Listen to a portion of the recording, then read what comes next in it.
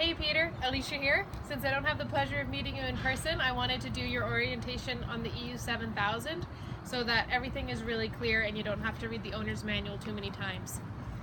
Let's start out. The unit has been drained, so I'm not actually going to start it, but when you're starting it up, you'll have the key in the on position.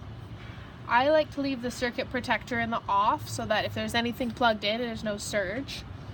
And I also like to leave the eco throttle off, and I'll explain why in a second. And then you just press to hold. It's like a button start. So that's nice and simple.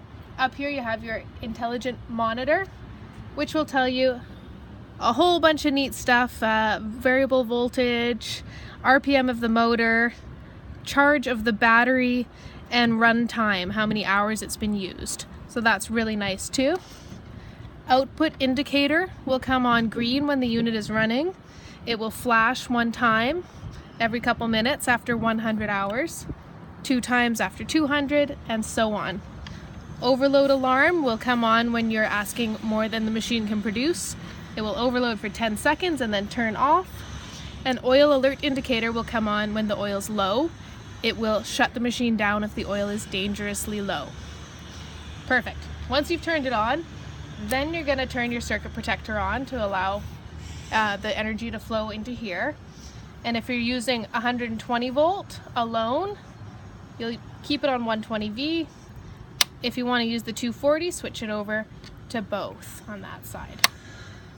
And then eco throttle. By turning it off, I was keeping the machine from trying to idle down at the same time as it was starting up. When you turn it on, it idles down to produce only the amount of power that you are demanding from it.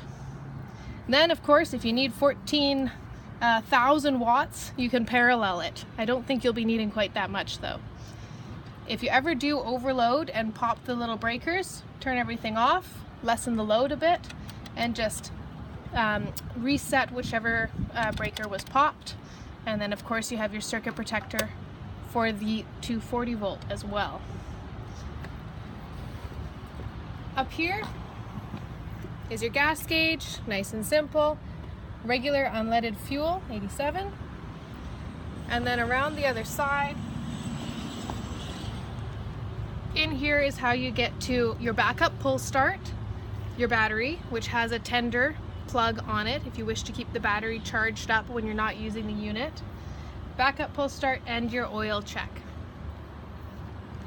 Besides that, the most important thing is your little handles here for moving it around, and to release those you just push down and unclip.